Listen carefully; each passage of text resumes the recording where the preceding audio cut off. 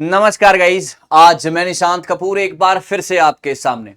और यहां पर संडे के 12 बज चुके हैं और हमारे सेशन रुकने वाले नहीं हैं। यहां पर मैं लेकर आया हूं एक और बहुत ही खूबसूरत सा session, top 10 speed session of paper 1। तो यहां पर मैं आपके सामने कुछ टॉप 10 सवाल रखूंगा जो कि आपके एग्जाम के लिए बहुत ज्यादा इंपॉर्टेंट है। तो सबसे पहले guys, very very good afternoon. सबसे पहले वेरी वेरी गुड आफ्टरनून। मुझे उम्मीद है कि आप सब लोग बहुत अच्छे हैं और बहुत बढ़िया तरीके से प्रिपेयर कर रहे हैं। कल हमारा जो सेशन था वो मैथ्स और रीजनिंग का था और बहुत सारे बच्चों ने बहुत अच्छे तरीके से उसमें पार्टिसिपेट किया था। तो आज का जो सेशन है ये बताएगा आपको आपके ओवरऑल जो पेपर 1 के टॉप 10 क्वेश्चंस होंगे उनके बारे में, राइट। सो इंपॉर्टेंट लेक्चर है, तो मिस मत कीजिएगा, एंड तक जुड़े रहिएगा और एक एक करके मेरे सवालों के जवाब देने की कोशिश कीजिएगा। अब आपको पता है कि मेरी क्लासेस होती हैं हर ट्यूसडे और थर्सडे को दोपहर को 2 बजे, राइट, और हर सैटरडे और संडे को दोपहर को 12 बजे। करेक्ट बात है। आपने मेरे सेशन मिस नहीं करने हैं क्योंकि अब जब तक एग्जाम नहीं हो जाता मैं यूनिट वाइज आपको प्रिपेयर कराने वाला हूं।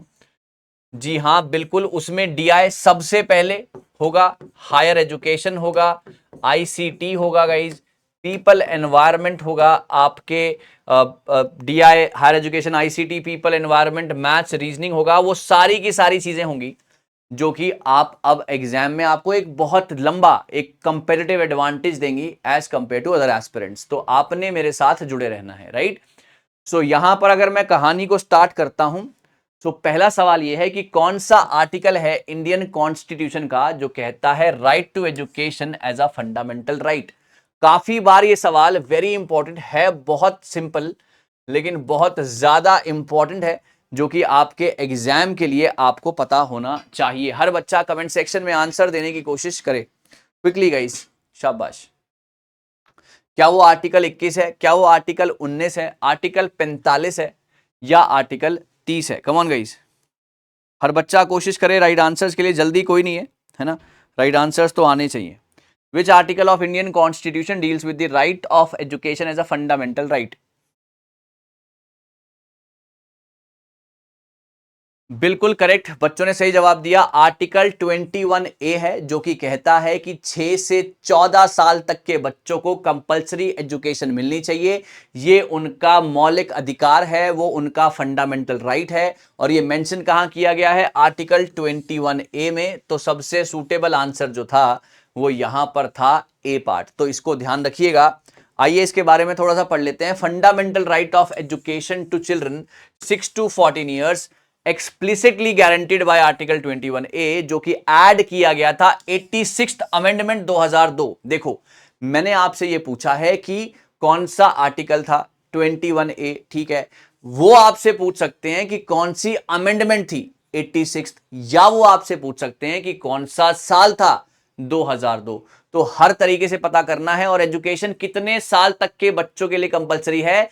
6 से 14 साल तक के बच्चों के लिए। तो आपको ना केवल एक आंसर पता होना चाहिए, आपको एक चेन बनानी है ना। आपको क्या बनानी है? एक चेन बनानी है कि फॉर एग्जाम्पल कोई एक्स है, वो पेपर देने गया है, तो जब वो प्रिपेयर कर रहा है तो वो इस तरीके से प्रिपेयर करेगा कि आर्टिकल 21A क्या है? Right to education. क्या है ये? फंडामेंटल राइट है। अगर उन्होंने मुझसे ऐसा पूछ लिया कि कौन सी अमेंडमेंट है, तो मैं तुरंत बताऊंगा 86th अमेंडमेंट है। अगर उन्होंने मुझसे ऐसा पूछ लिया कि कौन से साल में आई थी, मुझे पता होना चाहिए 2002 में आई थी। अगर उन्होंने मुझसे यह पूछ लिया कि कितने साल का ब्रैकेट है बच्चों का, 6 से 14 साल का, तो इस तरीके से अगर आप पढ़ेंगे, आप ये सोचेंगे कि सामने वाला हमसे क्या सवाल पुट कर सकता है, तो आसानी रहेगी, right. So this amendment mandates the state to provide the free and compulsory education to all the children that specified age group। ये एक कंपल्सन है जो कि आपको करना है, स्टेट को आपको देनी है एजुकेशन। 6 से 14 साल तक के बच्चों को हक है उनका, जो कि उनको मिलना चाहिए अंडर आर्टिकल 21A, ठीक है। चलिए, thank you so much guys, आगे बढ़ते हैं सवाल नंबर नेक्स्ट पर। Education for environment is a process of inquiry and action on real environmental issues। ये पहली स्टेटमेंट है। स्टेटमेंट 2 कहती है कि children are educated about environmental problems, equality and many other issues without development of skills and attitude to meet these challenges. Hindi भी लिखी है, English भी लिखी है, ट्राई करेगी पूरी जनता सवाल का जवाब देने के लिए।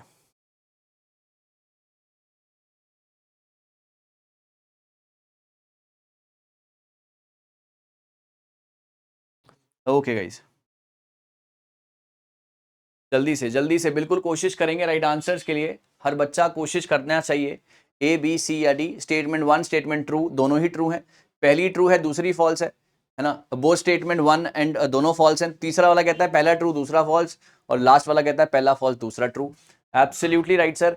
इसका जो राइट आंसर है वो है सी पार्ट। इसका जो राइट आंसर है सी पार्ट। जी हाँ, एजुकेशन फॉर एनवायरनमेंट क्या है?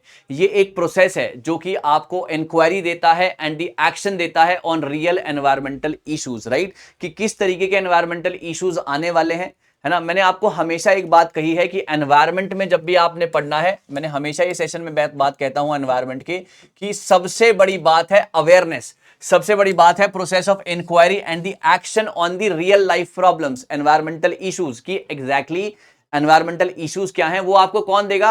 वो आपको देगी आपकी एजुकेशन। एजुकेशन किसका पार्ट है? सब पार्ट है अवेयरनेस का, है ना। या अवेयरनेस एक ब्रॉडर टर्म है ना। आपको अवेयर होना चाहिए, उसके लिए आपको एजुकेशन चाहिए, उसके लिए आपको इंक्वायरी एंड द एक्शंस करने पड़ेंगे on the real life environmental problems. Number 1, ये बिल्कुल सही बात है ना। This is absolutely right.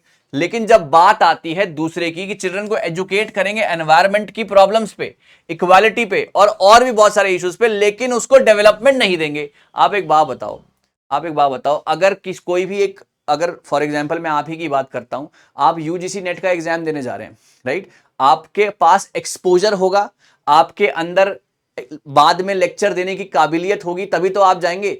Paper clear अगर आपने कर लिया, आपके पास नॉलेज तो आ गई, जैसे यहां पर लिखा है कि यहां पर हम एजुकेट तो कर दिया, आप एजुकेटेड बन गए, आपको यूजीसी नेट आपने देना है, आपने प्रिपेयर कर लिया, यू आर एजुकेटेड, बट आपके पास वो स्किल्स ही नहीं है, आपके पास वो नॉलेज ही नहीं है, आपके पास वो एक तरीके से एटीट्यूड ही नहीं है चैलेंजेस को फेस करने का। बाद में आप असिस्टेंट प्रोफेसर बन के जा ही नहीं सकते कॉलेज के अंदर, क्या फायदा, है ना। तो यहां पर आपको प्रॉपर एजुकेशन होनी चाहिए। आप एजुकेशन भी दे रहे हो, आपको स्किल्स भी देने हैं, आपको उनको समझाना भी है कि ये काम इस तरीके से किया जाता है। So that is more important. तो इसलिए दूसरी स्टेटमेंट बिल्कुल गलत है, पहली वाली बिल्कुल सही है, करेक्ट बात है। आई होप ये दोनों क्वेश्चंस आपको अच्छे तरीके से समझ में आ गए होंगे। चलिए आगे बढ़ते हैं। चलिए, हाँ जी। Lord Auckland supported the idea of establishing dash in places with a large population. बताएंगे sir. Community colleges, central colleges, technical colleges या साइंस कॉलेजेस? बताएंगे सर, जल्दी से ट्राई करेंगे सभी लोग।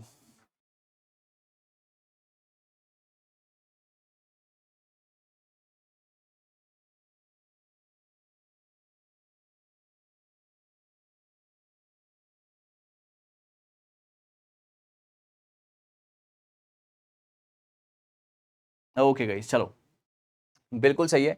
राइट आंसर, इसका राइट आंसर की अगर मैं बात करता हूं तो राइट आंसर है इसका सेंट्रल कॉलेजेस।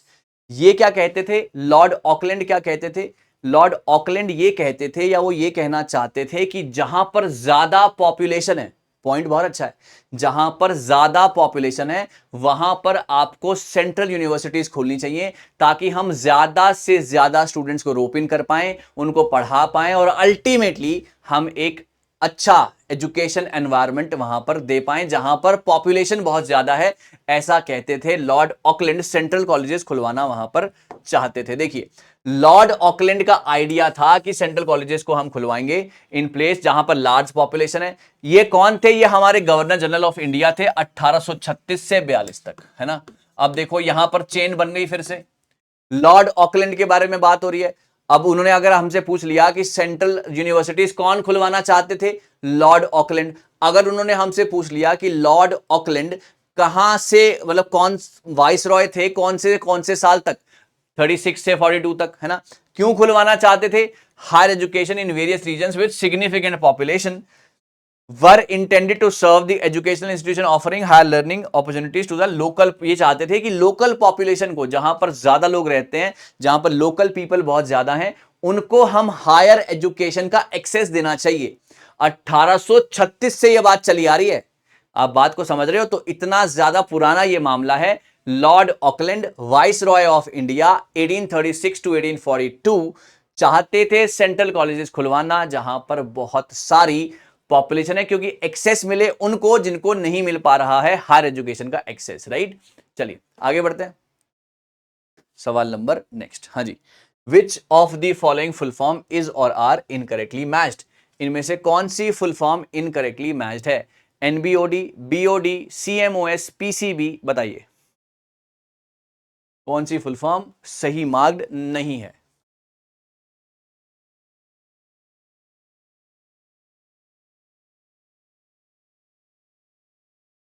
जल्दी से हर बच्चा कोशिश करेगा राइट आंसर्स के लिए माय डियर स्टूडेंट्स। यस,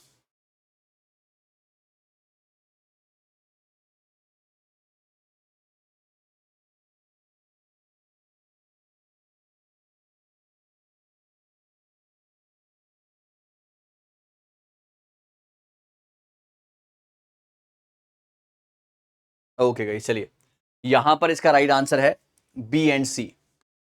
यहां पर इसका राइट आंसर है B and C, nitrogenous biochemical oxygen demand, biological oxygen demand, ये गलत है ना? और complementary metal, not metallic, it's metal oxide semiconductor.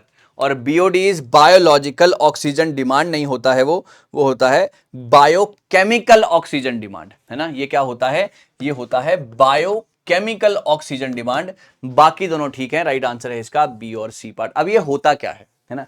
इसके बारे में पढ़ते हैं, थोड़ा डिटेल में पढ़ते हैं। आई होप आपको समझ में आ गया। It's not biological, it's biochemical, and it's not metallic, it's metal oxide semiconductor. आइए, हिंदी भी थी इसकी। चलिए, तो सबसे पहले नाइट्रोजनस वेस्ट जो कि म्युनिसिपल और इंडस्ट्रियल सीवेज है, ये यूज किया जाता है by the autotrophic bacteria, and they use a significant amount of oxygen as an energy and convert ammonia to nitrate. This phenomena, इसको हम कहते हैं NBOD, that is nitrogenous biochemical oxygen demand. अब ये क्या है आप समझिए।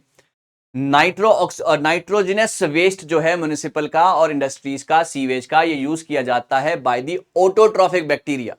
ऑटोट्रॉफिक जो कि खुद ऑटो अपना खाना खुद बना सकते हैं, and they use as a significant amount of oxygen as an energy source and convert ammonia to nitrates, है ना? अमोनिया को नाइट्रेट्स में तब्दील कर देते हैं, ये इनका मेन काम है। और इस पूरे प्रोसेस को क्या कहा जाता है? Nitrogenous biochemical oxygen demand. Correct. अब दूसरा वाला आ गया बायोलॉज, जो गलत लिखा हुआ था, है ना? उसको भी पढ़ लेते हैं। बायोकेमिकल ऑक्सीजन डिमांड क्या होती है? ये रिप्रेजेंट करती है amount of oxygen consumed by bacteria and other micro organisms and they decompose organic matter under the aerobic conditions as specified temperature. यहां पर क्या होगा? वहां पर आप क्या कर रहे हो? वहां पर आप सीवेज की बात कर रहे हो, इंडस्ट्रियल सीवेज की बात कर रहे हो, म्युनिसिपैलिटीज की बात कर रहे हो। यहां पर नीचे आप किसकी बात कर रहे हो? बायोकेमिकल ऑक्सीजन डिमांड, बीओडी में, जहां पर ऑक्सीजन का होना, बैक्टीरिया उसको कंज्यूम करता है ताकि उससे क्या हो सके? उससे आप माइक्रो ऑर्गेनिजम्स को डिकम्पोज करने में और ज्यादा मदद कर सकें। और इस पूरी कंडीशन में ऑक्सीजन प्रेजेंट है, और इसको हम बोलेंगे, आप स्पेसिफाइड टेम्परेचर पे ये काम हो रहा है, और इसको आप बोलेंगे बायोकेमिकल ऑक्सीजन डिमांड। करेक्ट। दो बातें क्लियर हो गई। चलिए आगे बढ़ते हैं।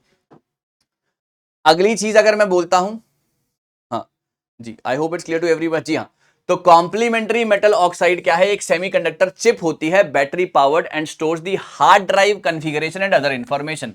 हार्ड ड्राइव की इंफॉर्मेशन और अदर इंफॉर्मेशन का ध्यान रखती है कौन? Complementary metal oxide semiconductor chip type होती है। उसके बाद आता है एक आपका पीसीबी, दैट इज, इसको फैट सॉल्युबल सब्सटेंस है, to which everyone is expose through ingesting animal fats में, इनहेलेशन में और डर्मल कॉन्टैक्ट में। ये सारी की सारी जब चीजें आती हैं तो उस पूरे के पूरे संदर्भ को हम क्या बोलते हैं? पीसीबीज बोलते हैं। तो ये सारा ध्यान रखना है आपको, इसलिए मैंने आपको ऑप्शंस भी दिए हैं। चलिए आगे बढ़ते हैं। हाँ जी, world ocean day, world forestry day, world nature day, world water day. इस बार मैंने देखा है कि मैचिंग बहुत ज्यादा आई है ना? इस बार मैंने देखा है कि मैचिंग बहुत ज्यादा आई है, तो आपने ध्यान देना है कि ये क्या है और कैसे मैच करेगा। राइट, ओके गाइस, हर बच्चा ट्राई करे, कोशिश करेगा राइट आंसर्स के लिए my dear students. Yes,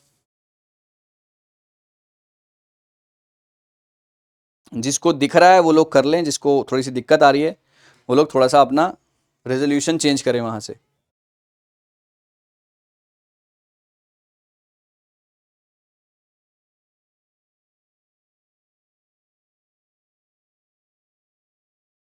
okay guys, right answer जो है इसका, जी हाँ, राइट आंसर जो है इसका वो है इसका ए पार्ट, यानी कि आपका वर्ल्ड ओशियन डे, है ना? ए पार्ट, वर्ल्ड ओशियन डे जो होगा, जी बिल्कुल सही है।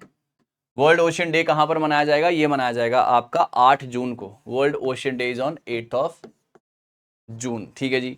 वर्ल्ड फॉरेस्ट्री डे कब मनाया जाएगा? ये मनाया जाएगा आपका 21 मार्च को। Okay, world forestry day. World nature day कब मनाया जाएगा? ये मनाया जाएगा आपका 28 जुलाई को, करेक्ट। और वर्ल्ड वाटर डे कब मनाया जाएगा? ये मनाया जाएगा आपका 22 मार्च को। ये डेट्स थी तो जो कि आपको याद होनी चाहिए जब भी आप इस तरीके का कोई क्वेश्चन वहां पर करने जाओ। तो डेट्स इज इंपॉर्टेंट यार, है ना। यू नेवर नो कि वो आपसे क्या पूछेंगे, लेकिन आपको तैयार रहना पड़ेगा। चलिए अगला सवाल ये रहा। World ocean day celebrated every year on June 8। Importance बतानी है ओशंस की, यहाँ पर फॉरेस्ट की इंपॉर्टेंस बतानी है। बेसिकली क्या है ये फिर से awareness, that is the importance guys, that you need to understand. चलिए, in 1896 this stated that fossil fuel combustion may eventually resulted in increase in global warming. In 1962 the World Meteorological Organization was set up in Geneva to engage in international exchange of water related activities and services. बताएंगे sir जल्दी से, right answers सभी लोग देंगे और बताएंगे कि किस तरीके से हम इसमें आगे बढ़ सकते हैं।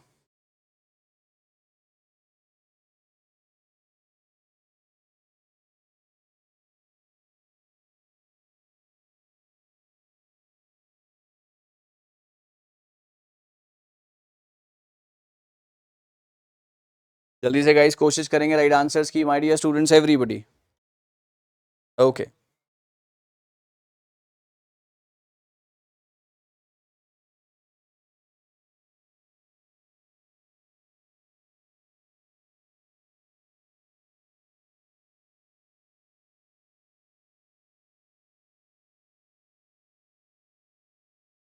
ओके चलिए, तो यहां पर अगर मैं बात करता हूं तो इसका राइट आंसर है guys C part. Statement 1 is correct and statement 2 is incorrect. In 1960 में बताता हूं इनकरेक्ट क्यों है। ये 1962 में ये बात नहीं हुई थी, ये बात हुई थी सर 1950 में, ठीक है ना। इस तरीके के सवाल इतना ज्यादा जो है आपको वहां पर ध्यान से चीजों को पढ़ना है, वरना गलती होने के चांसेस बहुत ज्यादा हैं। सो इन 1950 WMO सेटअप हुई थी in Geneva to engage in international exchange of weather related activities and services, ताकि वो क्या करेंगे, इंटरनेशनली एंगेज होंगे, पूरे देश दुनिया यहां पर जुड़ेगी और वो किसके ऊपर बात करेगी, वो बात करेगी आपके weather related activities and services के ऊपर। नंबर 1, ये बिल्कुल गलत स्टेटमेंट है। 62 में नहीं हुई थी ये बात, 62 में नहीं हुई थी ये बात, ये हुई थी 1950 में, नंबर 1। उसके बाद 1896 में वेंटे अरेनस ने स्टेट किया था कि फॉसिल फ्यूल कंबशन में eventually resulted in increase in global warming. ये बिल्कुल सही स्टेटमेंट है, ये बिल्कुल करेक्ट स्टेटमेंट है। इन्होंने कहा था कि अगर आप फॉसिल फ्यूल का कंबशन कर रहे हो, 1896 में ये बात आ गई थी, लेकिन अब तक हमें समझ में नहीं आई कि अगर आप फॉसिल फ्यूल का कंबशन करोगे ये अल्टीमेटली आपकी ग्लोबल वार्मिंग को बढ़ाएगा। गर्मी देख रहे हो ना, ये पहले ही बता दिया गया था कि भैया ये होगा, लेकिन मानी नहीं किसी ने, आज भी नहीं मान रहा कोई, तो खैर।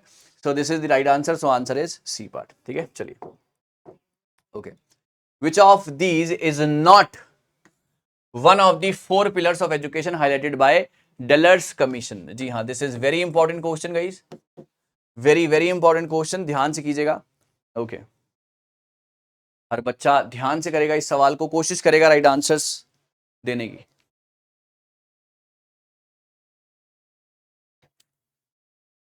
Okay, everybody is trying.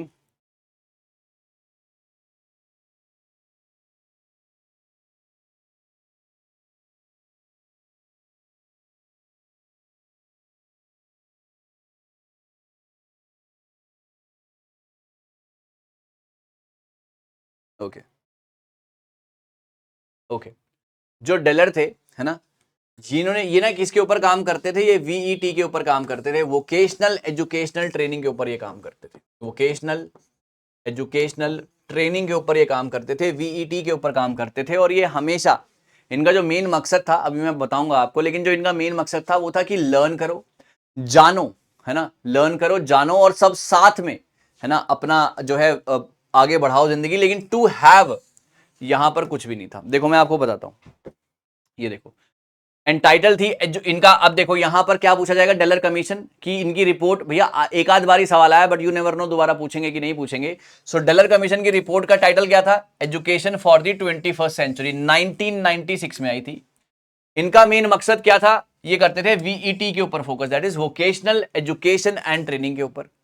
Recognition देते थे role and importance in the development of human resources को, राइट। और यूनेस्को इंटरनेशनल कमीशन रिपोर्ट आई, popularly known as Delors commission इसको कहा जाता है। इसका दूसरा नाम क्या है, इसका दूसरा नाम है UNESCO's international commission report, popularly इसको डलर कमीशन के नाम से जाना जाता है, integrates education and training by identifying the 4 pillars which are, 4 pillar थे इनके, जानो, इच्छा रखो जानने की, learning to know, learning to do, learning to be and learning to live together. Hence to have इनका पॉइंट नहीं था 4 पिलर्स। डलर कमीशन समझ गए, 1996 में नंबर 1। कब आई थी भैया डलर कमीशन? 1996 में आई थी सर। क्या फोकस था, क्या इसका दूसरा नाम है? इसका दूसरा नाम है यूनेस्को इंटरनेशनल कमीशन, ठीक है जी। किसके ऊपर फोकस था? वीईटीज के ऊपर, वोकेशनल एजुकेशन एंड ट्रेनिंग्स के ऊपर इसका मेन फोकस था। ह्यूमन रिसोर्स का रोल क्या है एनवायरमेंट के अंदर, उसके ऊपर इसका मेन फोकस था, राइट। लर्निंग टू नो, आपको जानने की इच्छा होनी चाहिए, आपको कुछ करने की इच्छा होनी चाहिए, लर्न, आपको सीखने की जिज्ञासा होनी चाहिए आपको हमेशा। तो सीखने की जिज्ञासा पे इनके 4 पिलर थे, जानो, कुछ करो, कुछ बनो और साथ में करो, सबको साथ ले जाके चलो, है ना, इक्विटी, राइट। तो ये इनका मेन फोकस था। तो that is the answer guys. चलिए आगे बढ़ते हैं। On which of the following Tarachand committee provided recommendation? Sir very important है ना, अगेन वेरी इंपॉर्टेंट, ट्राई करेंगे सभी बच्चे guys.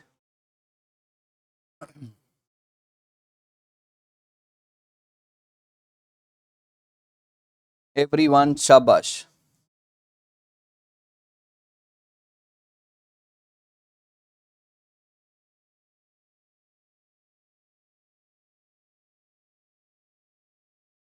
Okay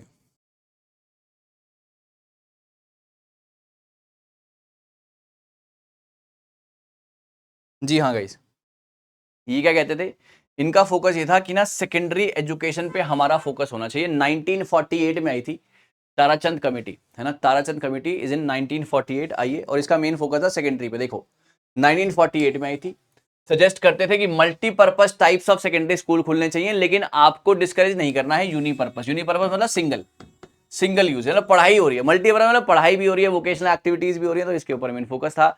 made the following 2 changes इसने किए थे, इन्होंने किए थे। Secondary school should be made multilateral and appointment of commission to examine the entire secondary education. दोबारा से उनका स्ट्रक्चर को देखो कहां पे गलती हो रही है, उसको चेंज करने की कोशिश करो। Committee in a view of local condition and time also recommended the indifference should not be shown towards the unilateral schools. पहले क्या कमियां हैं उसको दूर करो, दूसरा यूनिलैटरल स्कूल्स को डिस्करेज मत करो। ये इनके दोनों मेन फोकस थे। Tarachand committee provided the recommendation for secondary education. Very important sir, +2 का सवाल है, पेपर में आ सकता है, तो थोड़ा सा ध्यान रखना। ना केवल ये आ सकता है कि ताराचंद कमेटी के बारे में, बल्कि ये आ सकता है कब आई थी ताराचंद का, 1948। फोकस किसके ऊपर था? सेकेंडरी एजुकेशन के ऊपर। डिस्करेज किसको नहीं करना चाहते थे? चेन बना रहा हूं ना, डिस्करेज किसको नहीं करना चाहते थे? यूनिलिटरल स्कूल्स को नहीं करना चाहते थे। किसको प्रमोट करना चाहते थे? मल्टीलिटरल स्कूल्स को प्रमोट करना चाहते थे। तो अगर आप इस तरीके से पूरी की पूरी कहानी को समझेंगे ना, दिक्कत नहीं होगी, समझिएगा, है ना। चलिए आगे बढ़ते हैं। The average of 9 number is 40। पहले 5 का 38 है, आखिरी 5 का 50 है ना। आप मुझे बताइए 5th नंबर क्या है? बताएंगे सर जल्दी से,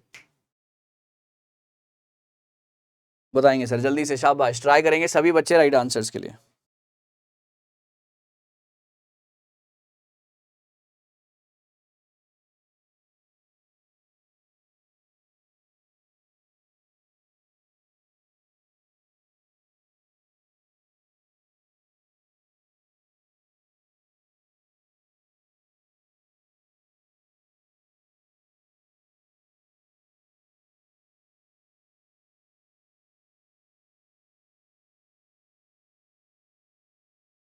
ओके चलिए यहां पर बात को समझते हैं, है ना।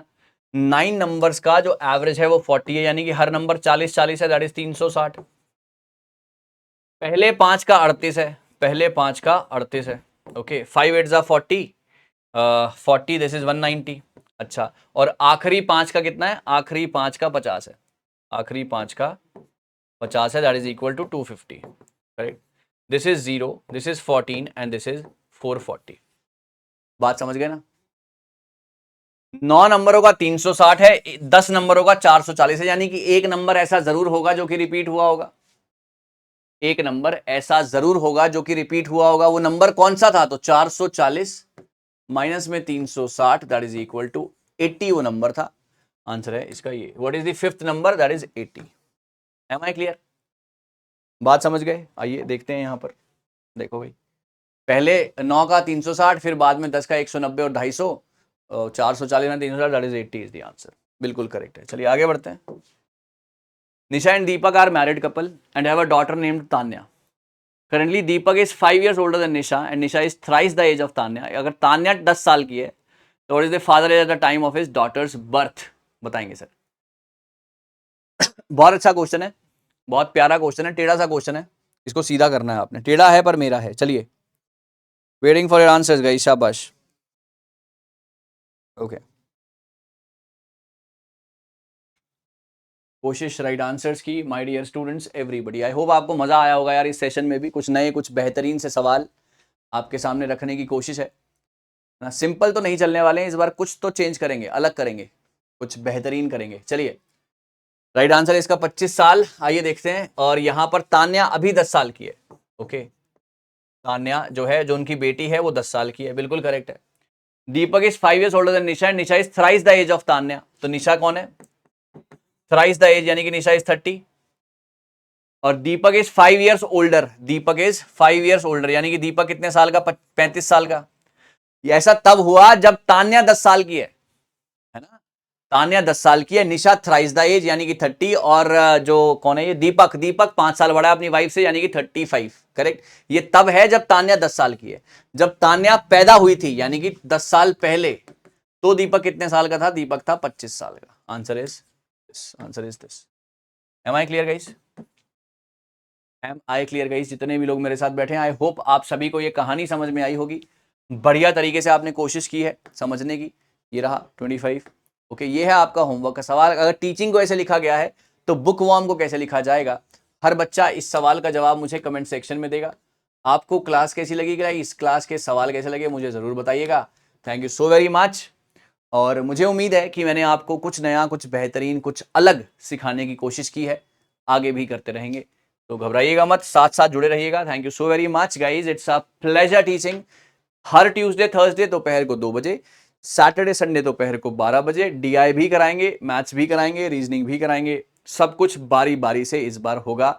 ना ही थ्योरी पे ज्यादा फोकस होगा, ना ही प्रैक्टिकल पे, दोनों पे बराबर का फोकस होगा। Thank you so much guys, pleasure teaching. मिलता हूं जल्दी एक और नए सेशन में। Thank you.